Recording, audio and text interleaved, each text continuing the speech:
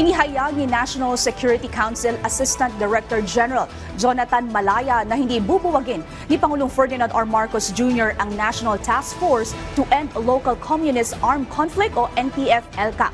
Ito ay bilang tugon sa panawagan ni Gabriela Party List Representative Arlene Brosas na alisin na ang NTF-ELCAC. Ayon pa kay Malaya, inatasan sila ng Pangulo na ipagpatuloy ang magandang nasimulan sa paglaban sa terorismo.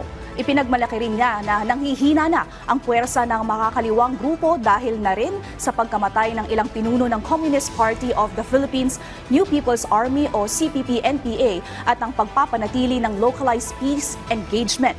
Sa ngayon ay may mahigit 1,000 miyembro na lang ng makakaliwang grupo ang natitira sa ilang lugar sa bansa at isang guerrilla front. Pero tiniyak ni Malaya na mapapasuko na rin nila ang mga ito ngayong taon.